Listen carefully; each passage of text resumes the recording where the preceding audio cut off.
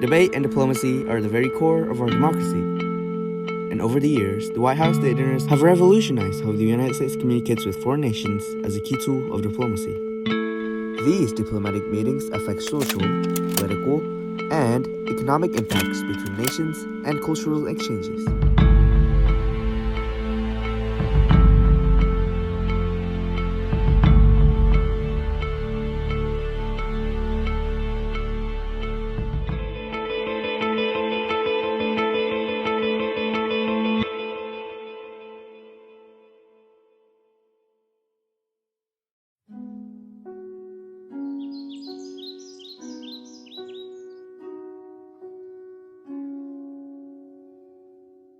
In 1874, a little-known, newly crowned monarch from the Pacific, King Kalakaua of Hawaii, made a state visit to the United States on a mission to win trade concessions.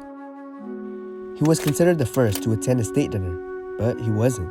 So the White House State Dinner has sort of a long history. Originally, back in the 19th century, it's things that were called state dinners weren't really what we would think of today. They were more to celebrate, members of Congress or members of the government, not necessarily to honor foreign heads of state. But the first state dinner in that sort of more modern category occurred in 1874. When President Ulysses S. Grant had the king of the Kingdom of Hawaii come to the White House, and they did some negotiations during that and then had a big state dinner. The king's visit was a ceremony of grandeur. The United States Marines Battalion and the Marine Corps Band escorted them past massive crowds lining B Street and Pennsylvania Avenue. He arrived in Washington and met President Ulysses S. Grant to negotiate the elimination of tariffs in the Kingdom of Hawaii's sugar exports, and it worked. By the next year, the United States and the Hawaiian Kingdom signed the Reciprocity Treaty of 1875, which established a duty-free market for sugar in exchange of special privileges between the United States and the Hawaiian Kingdom. This was a major win, but it helped establish the groundwork for the annexation of the Kingdom of Hawaii.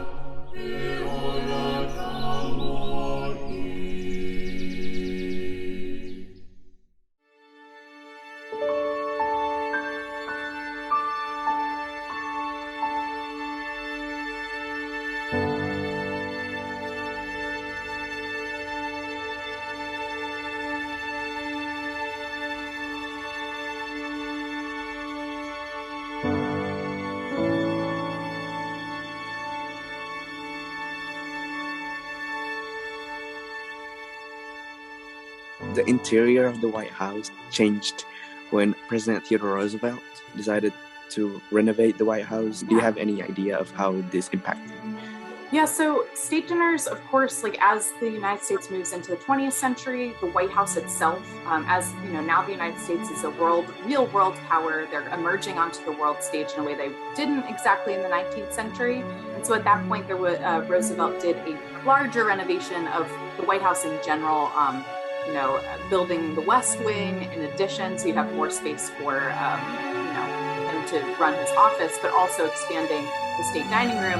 And that has helped throughout the 20th century in that usually there's about 120 guests that you can see in that state dining room. So that expands the number of people. And then also it's the way that you set up the tables can also create more space. So whether you do a circular table setup or a long table setup, you can get more people in there. And then sometimes to even further expand the state dinners, they've also done them outside in the Rose Garden area.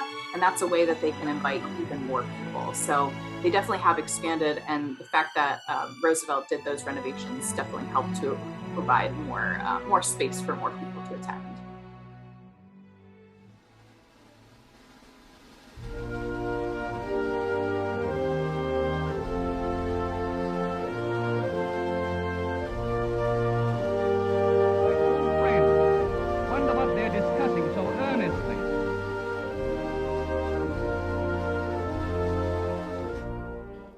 Ever since the Revolutionary War, the United States and the United Kingdom oftentimes experienced tense relations, but with Europe poised on the brink of war, President Franklin Roosevelt's invitation to the king in 1939 carried a great significance in the history of Anglo-American relations. because it symbolized the dawn of a new era of a special relationship between the United States and the United Kingdom.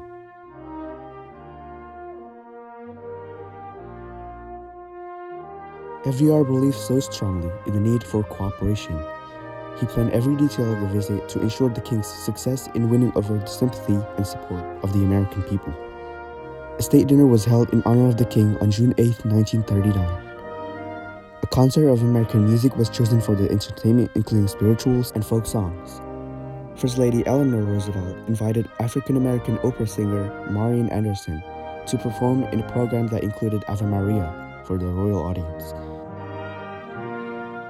President and Mrs. Roosevelt's hospitality paid off. King George's visit to the United States was a key component in developing a stronger political and social alliance between the United States and Great Britain. This is an example of a successful diplomacy through hospitality.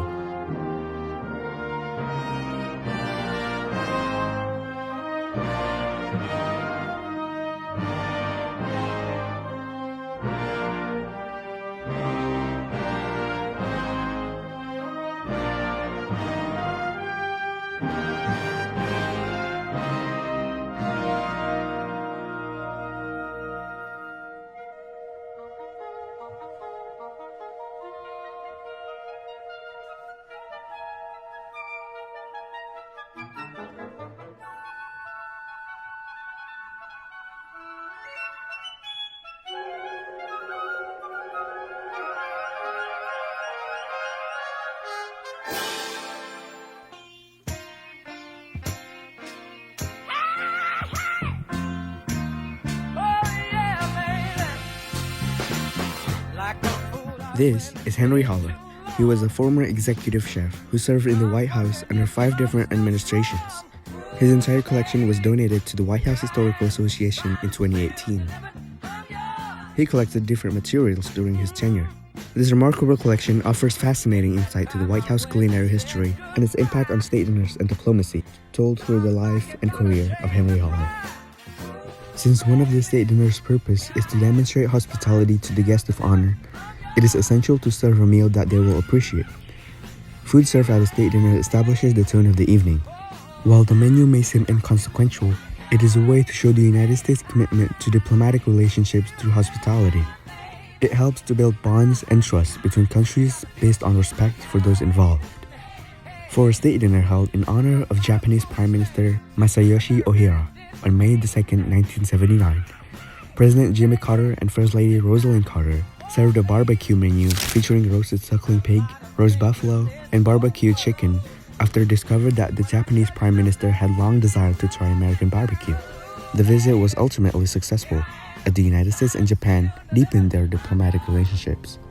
So I think that the state dinner is it's an evolving tradition. It has evolved from its original form, where it was more for, not for heads of state, to becoming a celebration of heads of state and an important diplomatic tradition.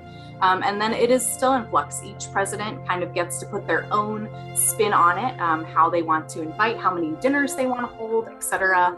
And these events are really meant to showcase the hospitality of the American people, hospitality of the White House, and then also set to make diplomatic relationships more, to enhance diplomatic relationships and to keep them going. The People's House, opening the doors, inviting people in, and showing them a good time.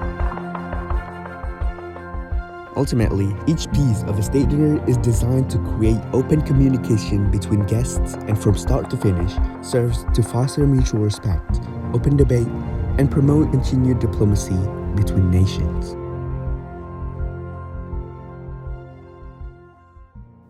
And